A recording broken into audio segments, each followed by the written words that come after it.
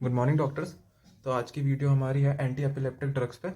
तो सबसे पहले एपिलेप्सी होता क्या है? It is a disorder of brain function characterized by seizures. तो इसमें क्या होता है कि पर्सन को सीजर्स आते हैं। सीजर्स क्या होता है? Abnormal electrical discharge in brain. तो ये क्यों आता है? It is due to over stimulation of neuron.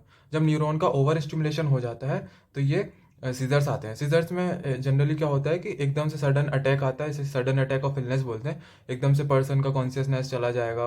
एकदम से पर्सन पर्सन में जो जितनी मसल्स है उसकी बॉडी में वो कॉन्ट्रैक्शन रिलैक्सेशन करने लगेंगी, तो इससे डिजीनेस टाइप का, ऐसे उसके मूवमेंट हाथ पाँव हिलेंगे, एकदम ऐसे कॉन्ट्रैक्ट हो जाएगी पूरी मसल्स, ऐसा हो जाएगा। तो इसके ट्रीटमेंट के लिए हमें ब्रेन को डिप्रेस करना पड़ेगा, क्योंकि ये जो डिसीज़ है वो किसके कारण हो रही है? ओवर एक्टिविटी ऑफ न्यूरॉन्स के कारण हो रही है। तो सबसे पहले अपन पढ़ लेते हैं कि सीजर्स कौन कौन से टाइप के होते हैं, क्या होते हैं। तो सीजर्स में जनरली अपन डिवाइड करते हैं जनरलाइज्ड और फोकल सीजर में। तो जनरलाइज्ड मतलब कि इसमें ओवर एक्टिविटी पूरे ब्रेन में हो रही है, मतलब जनरलाइज्ड है, हर जगह ही हो रही है। और फोकल पार्शियल का मतलब होता है कि एक पर्टिकुलर एरिया टेम्पोरल लोब में हो रही है, या फिर किसी एक लोब में या किसी एक एरिया में ही रेस्ट्रिक्टेड है जो ओवर एक्टिविटी। तो उसमें भी जनरलाइज्ड में जो टाइप्स होते हैं, जीटीसीएस का मतलब होता है जनरलाइज टोनिक क्लोनिक सीजर, और उसको ग्रांड माल एपिलेप्सी भी बोलते हैं। तो इसमें जनरली क्या होता है कि जो पर्सन होता है, सब इसमें दो फेजेस होती हैं, टोनिक फेज और क्लोनिक फेज। टोनिक फेज में पर्सन में एकदम से कॉन्शियसनेस उसकी चली जाएगी और एकदम से पर्सन फॉल ऑफ हो जाएगा, मतलब पर्सन गिर जाएगा। फिर उसके बाद आएगा क्लोनिक फेज। क्लोनिक फेज में क्या होगी, जितनी भी उसकी मसल्स हैं उनमें कॉन्ट्रैक्शन रिलैक्सेशन के एपिसोड्स होंगे, और वो 2 से 3 मिनट तक जाता है। एकदम मसल जो होगी वो कॉन्ट्रैक्ट कर जाएगी बहुत तेजी से, तो जितनी भी उसकी बॉडी की मसल है सारी कॉन्ट्रैक्ट कर जाएंगी। तो ये होते हैं ग्रांड माल एपिलेप्सी। एब्सेंस एपिलेप्सी में क्या होता है कि इसमें अटैक्स टाइप आते हैं, जैसे कि थोड़ी देर के लिए एपिलेप्सी होगी, थोड़ी देर के लिए सीजर्स आएंगे, फिर चले जाएंगे, फिर आएंगे, फिर चले जाएंगे, तो ऐसे बोलते हैं एब्सेंस एपिलेप्सी। मायोक्लोनिक सीजर का मतलब होता है एक मसल ग्रुप में ही जो है सीजर्स आएंगे। फेब्राइल सीजर में क्या कि जब सीजर्स आएगा तो उसका टेम्परेचर बढ़ जाएगा, तो उसको फेब्राइल सीजर बोलते हैं। फिर आते फोकल और पार्शियल सीजर में। तो सिंप्लेक्स पार्शियल सीजर में ये होगा कि इसमें कॉन्शियस लॉस ऑफ कॉन्शियसनेस नहीं होगा, और जितने भी सिम्टम्स हैं वो पर्टिकुलर एक लोब के कारण ही आएंगे। जैसे कि अगर फेशियल मोटर सिम्टम्स आ रहे हैं या फिर सेंसरी सिम्टम्स आ रहे हैं, तो ये सब होगा सिंपल पार्शियल सीजर में। जबकि कॉम्प्लेक्स पार्शियल सीजर में एक पूरा लोब इन्वॉल्व होगा, तो जैसे टेम्पोररी लोब एपिलेप्सी, तो ये सब हो सकता है, और इसमें कॉन्शियसनेस भी इम्पेयर्ड होती है। तो ये है डिफरेंस सिंपल पार्शियल को सीजर में और कॉम्प्लेक्स पार्शियल सीजर में। ठीक है, तो ये हो गया अपना एपिलेप्सी का इंट्रोडक्शन। और ये जो सीजर्स के नेम है ये इसलिए इंपॉर्टेंट है कि जो अलग अलग ड्रग्स आएंगी वो अलग अलग सीजर्स के ट्रीट करने काम आएंगी, तो ये उसमें काम आए। तो अब उसके बाद हमारा नेक्स्ट टॉपिक आता है ड्रग्स का क्लासिफिकेशन। तो ड्रग्स का क्लासिफिकेशन हमने ऐसे याद किया है कि हमने उसकी मैकेनिज्म के थ्रू उसका क्लासिफिकेशन याद करने की कोशिश करी है। क्योंकि हम अगर उसका क्लासिफिकेशन देखें तो काफ़ी ज़्यादा उसके नाम हैं, और अलग अलग जैसे 10 क्लासिफिकेशंस हैं इसमें ना, 10 अलग अलग नाम के, तो उनको याद करना थोड़ा कॉम्प्लेक्स हो रहा था।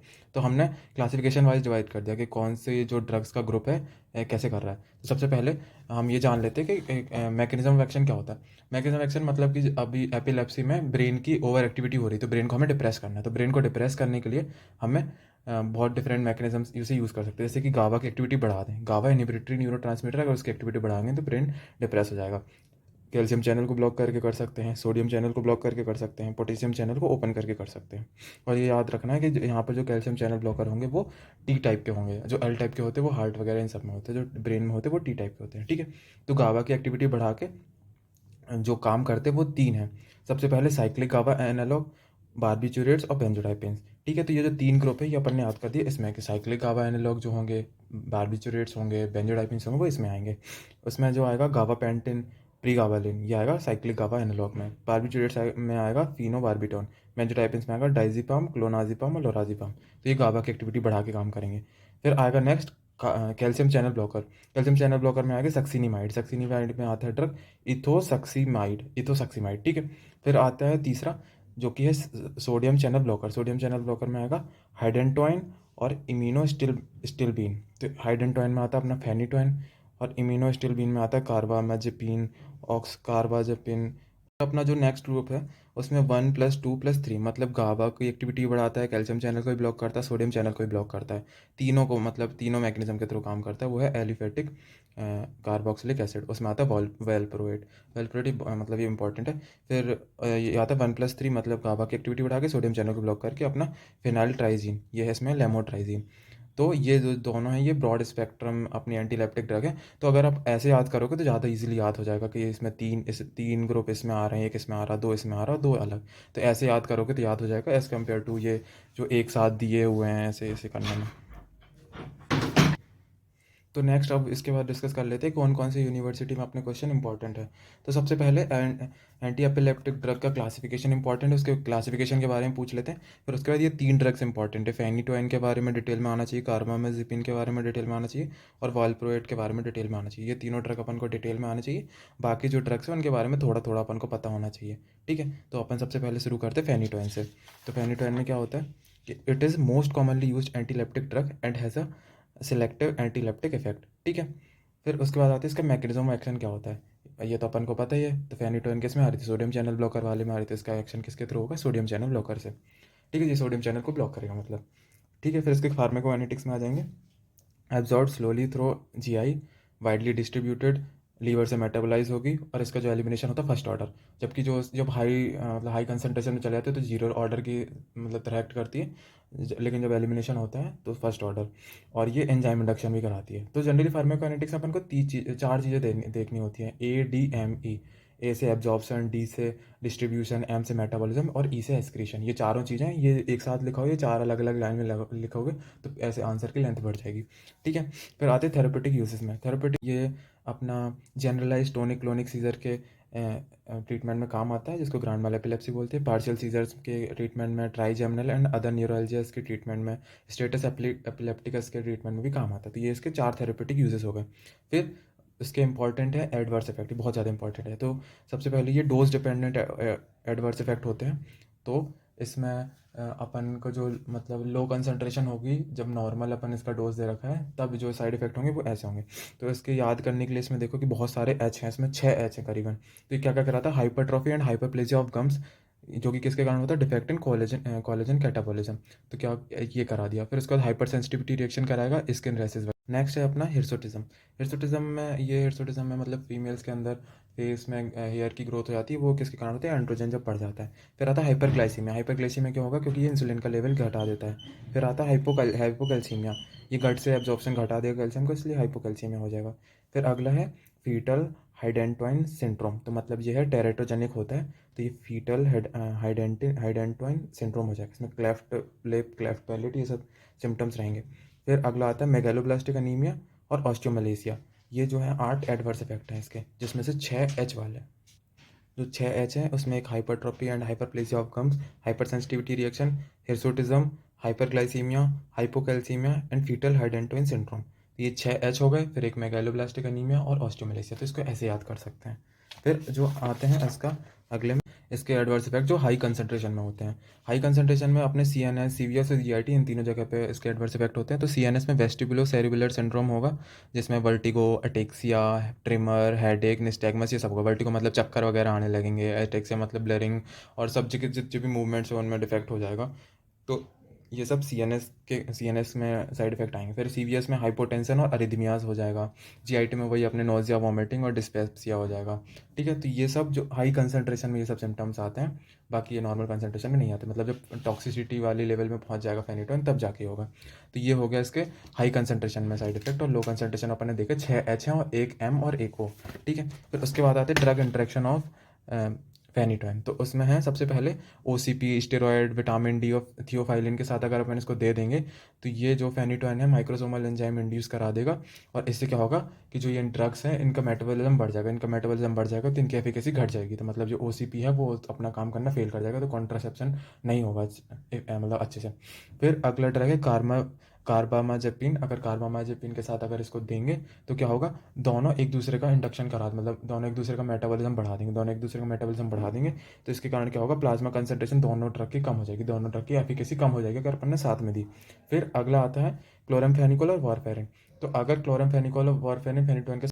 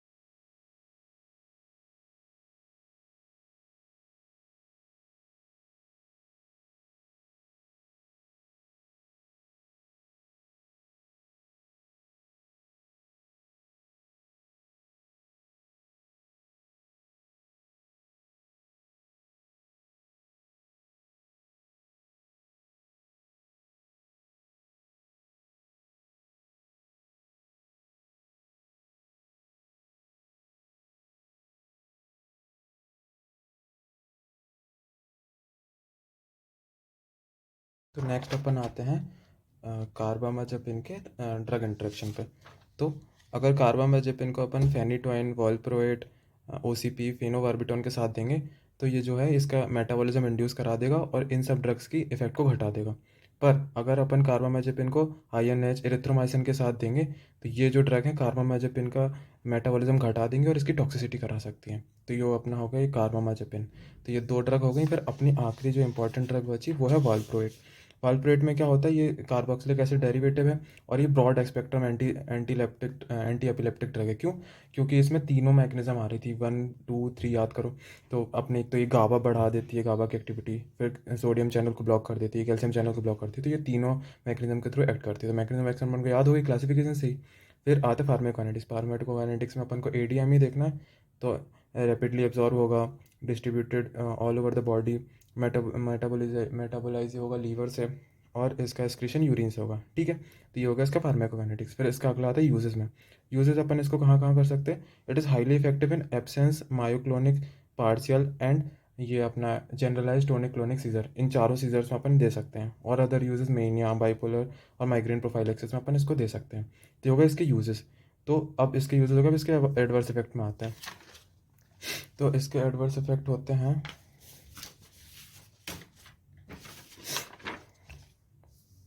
तो अब इसके एडवर्स इफेक्ट में आते हैं। तो इसका एडवर्स इफेक्ट अपन वेलप्रोएट से याद कर सकते हैं। वी से वॉमिटिंग, एनोरेक्सिया, एब्डोमिनल डिस्कम्फर्ट, ये सारे जीआई ट्रैक्ट के अपने साइड इफेक्ट हैं। फिर उसके बाद आते हैं ए से alopecia and curling of hair. तो ये क्या करते हैं ड्रग? या तो गंजापन कर देता है पूरा, या जो भी हेयर्स हैं उसको कर्ल कर देगा। तो कर्लिंग ऑफ हेयर्स या एलोप्लेसिया हो सकता है। एल से होता है लीवर टॉक्सिसिटी, लीवर टॉक्सिसिटी कर देगा, इससे हेपेटाइटिस हो जाएगा। पी से पैंक्रेटाइटिस हो सकता है और पीसीओडी का रिस्क बढ़ा देता है। तो मतलब ये फीमेल्स में पीसीओडी का रिस्क बढ़ा देगा। फिर आर से रेसेस हो जाएंगे, अपन के स्किन में रेसेस हो जाएंगे तो हाइपर सेंसिटिविटी रिएक्शन कराता होगा। फिर ओ से ओबिसिटी, ए से एटेक्सिया और टी ई से टेरेटोजेनिक होता है। तो टेरेटोजेनिक में कौन सी डिसीज़ कराएगा? ओरोफेशियल और डिजिटल एबनॉर्मेलिटीज़ करा देगा। तो ये जो इसके साइड इफेक्ट हैं अपन इसको वेलप्रोएट से याद कर सकते हैं।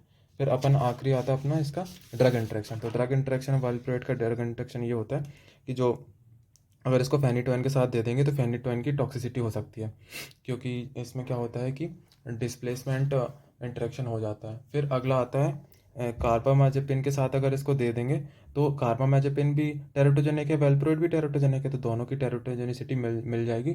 तो मतलब मोर टेरेटोजन के जो टेरेटोजेनिसिटी के चांसेस है वो बढ़ जाएंगे। तो ये इन दोनों के साथ में अगर देंगे तो ये इफेक्ट हो जाएगा।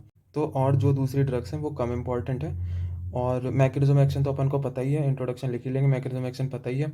और उसके बाद कोई भी ये सीजर्स लिख देना उसके यूजेस में। और एडवर्स इफेक्ट तो कॉमन है ही, जो कि अपने ब्रेन ये सीएनएस से रिलेटेड है, वो ataxia, sedation, dizziness, blurring of vision, hyper sensitivity reaction भी लिख सकते हैं, नोजिया, वॉमिटिंग, ये सब लिख देना एडवर्स इफेक्ट में अगर कोई और ड्रग पूछ ले। बाकी तो जो इंपॉर्टेंट है वो सिर्फ यही है कि क्लासिफिकेशन इंपॉर्टेंट है। फिर उसके बाद जो तीन ड्रग्स हैं ये फेनिटोइन, कार्बामाजेपिन, वेलप्रोइड, ये अच्छे से आनी चाहिए, ये तीनों इंपॉर्टेंट है।